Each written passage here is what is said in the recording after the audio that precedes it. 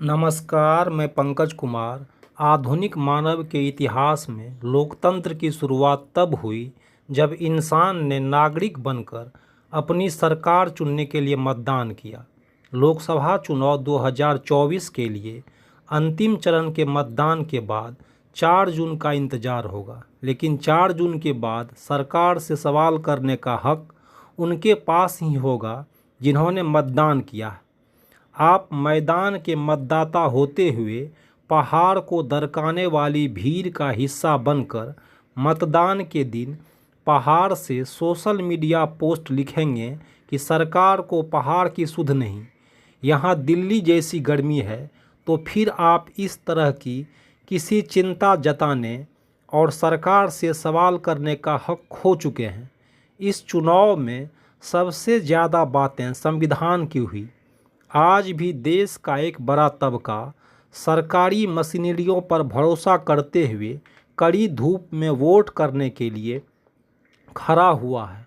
धूप या अन्य दिक्कतों को दरकिनार कर वोट देने वाली जनता की कतार देखकर संविधान तसल्ली कर सकता है कि उसे कोई खतरा नहीं है। लगभग 2 महीने तक चली चुनावी प्रक्रिया पूरी हो गई।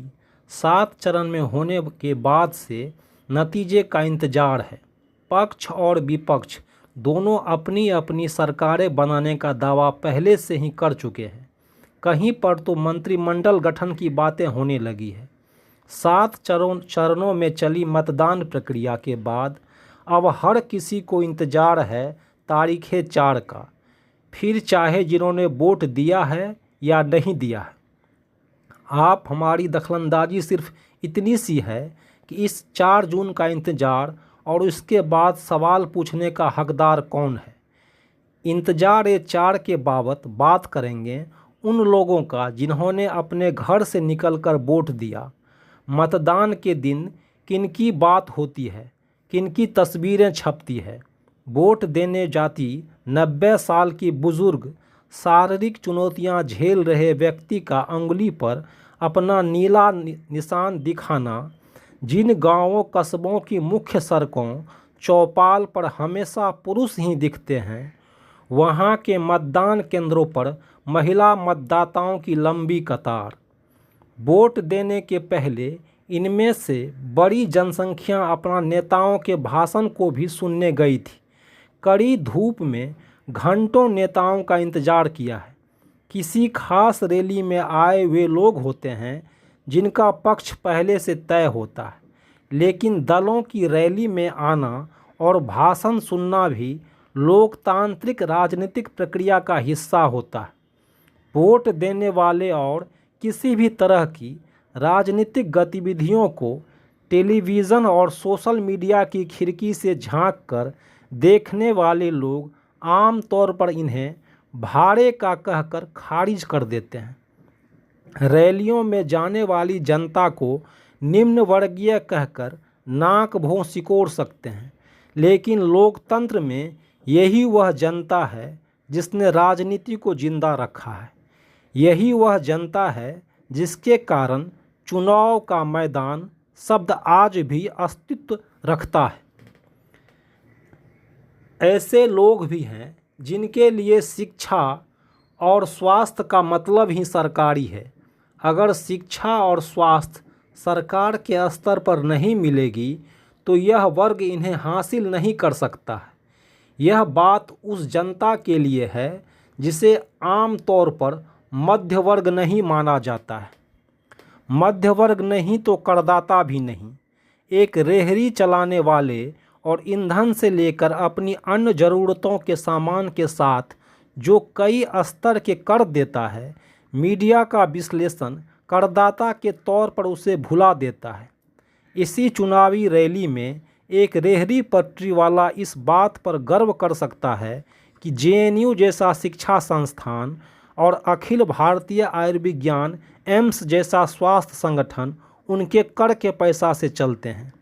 एक अकादमिक विद्वान और डॉक्टर को तैयार करने में उनकी भूमिका है। इस चुनाव में कोई दल मुफ्त 5 किलो अनाज दे रहा था और दूसरा 10 किलो देने का वादा कर रहा था। वोट करती जनता यह जान समझ कर जाती है कि उसे मुफ्त कुछ नहीं मिल रहा है। देश के सारे संसाधन जनता के हैं और जनता तय करेगी कि उन संसाधनों को 5 सालों तक कौन और कैसे खर्च करेगा। संसदीय लोकतंत्र में चुनावी प्रक्रिया की सबसे अच्छी बात है, पहले ज़माने के बूथ लूट वाले दृश्य हों या ईवीएम पर उठे सवाल, इन सब को दरकिनार कर जनता का एक बड़ा वर्ग सक्रिय होता है, जिसे जनता कहकर राजनीतिक दल जिम्मेदाराना व्यवहार करने की कोशिश करते हैं। इस जनता को तो धूप में खड़े रहने की आदत है, तो इसे रिझाने और अपने पाले में लाने के लिए वे भी कड़ी धूप में पसीना बहाते हैं। आज की पहली तारीख में 4 का इंतज़ार सबको है, लेकिन इस नतीजे के बाद राजनीति और उसके मूल्यों को लेकर शिकायत करने का अधिकार सिर्फ उन्हें होगा जिन्होंने इस राजनीतिक प्रक्रिया में हिस्सेदारी की है। कार्ल मार्क्स इतिहास की शुरुआत उस समय से मानते हैं जब मनुष्य ने उत्पादन शुरू किया था। इसी तरह से आधुनिक मानव इतिहास में लोकतंत्र की शुरुआत तब हुई जब मनुष्य ने नागरिक बनकर मतदान शुरू किया। लोकतांत्रिक राजनीति ने नागरिकों को संविधान के साथ नैतिकता की समान संहिता भी दी है। संवैधानिक राजनीतिक संरचना नागरिकों को नैतिक भी बनाती है। आप निजी तौर पर कितनी भी अनैतिक बातें बोल लें, लेकिन एक लोकतांत्रिक देश में आपको सार्वजनिक तौर पर संवैधानिक बात ही बोलनी होगी। लेकिन लोकतंत्र का यह मूल्य तभी बचेगा जब आप संविधान और उसके दायरे में खड़े किए गए राजनीतिक ढांचे पर भरोसा करेंगे। संविधान पर भरोसा कर राजनीतिक प्रक्रिया का हिस्सा बनकर मतदान करने वाले लोग ही इंतजार-ए-4 के बाद सत्ता और संविधान के संबंध पर बोलने के हकदार होंगे। बहुत लोग किसी मजबूरी के कारण मतदान नहीं कर पाते, यह रिपोर्ट उनको सम्मान करता है। लेकिन आप चुनाव में मतदान न कर मतदान वाली छुट्टी के साथ 4 दिन के लिए निकलकर 4 धाम के पहाड़ों को हिलाने वाली जानलेवा भीड़ को बढ़ा चुके हैं। मतदान के दिन अपने मतदान केंद्र पर ना जाकर किसी रमणीय पहाड़ी स्थल से सोशल मीडिया पर पोस्ट कर रहे हैं कि पहाड़ों में पहले वाली बात नहीं रही, यहाँ दिल्ली जैसी गर्मी है, सरकार कुछ करती क्यों नहीं है। मैदान के वोटर होकर मतदान के दिन पहाड़ पर रहने वाले लोगों को वैसे भी सरकार से कुछ उम्मीद करने की हक तो नहीं बनता है। 4 जून के इंतज़ार का लुत्फ़ उन लोगों के लिए नहीं है जो लोकतंत्र की चिंता छोड़कर पहाड़ बचाने की चिंता कर रहे हैं। 4 जून का इंतज़ार उन लोगों के लिए है जिन्होंने तपती धूप में खड़े होकर बर्फीले पहाड़ को लांघकर नदी को पार कर संविधान और राजनीतिक ढांचे पर भरोसा किया है। आश्चर्यजनक तरीके से 2024 के लोकसभा चुनाव का सबसे अहम मुद्दा बन गया संविधान। जो जनता अपनी मुश्किलों के बीच भी वोट करने के लिए निकली, मशीन पर उठे विवाद के बारे में अदालत पर भरोसा किया, उनसे बड़ा संविधान का मामला कोई नहीं है। इस देश की जनता को संविधान के प्रति विश्वास देखना है तो जरा देश भर की अदालत परिसर के बाहर घूम आइए।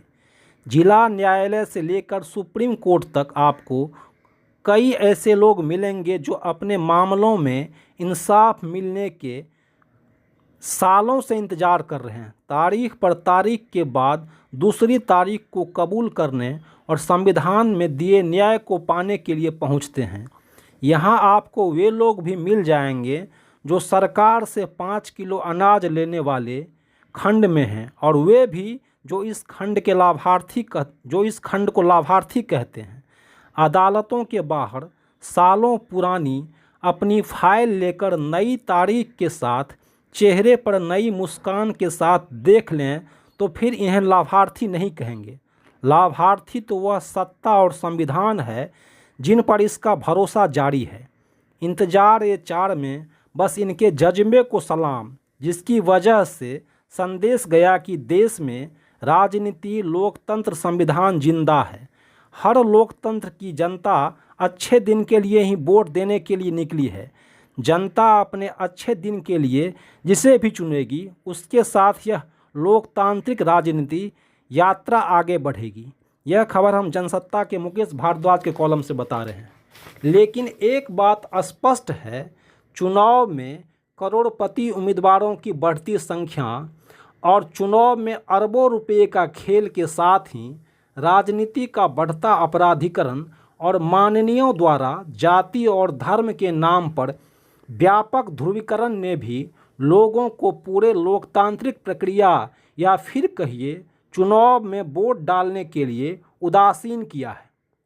यानी मुद्दे पर चुनाव ना होना, नोटा का सही मामले में कोई अहमियत ना होना भी वोटर को उदासीन बनाता है। आप देख रहे हैं पंकज का संवाद। नमस्कार, मैं पंकज कुमार।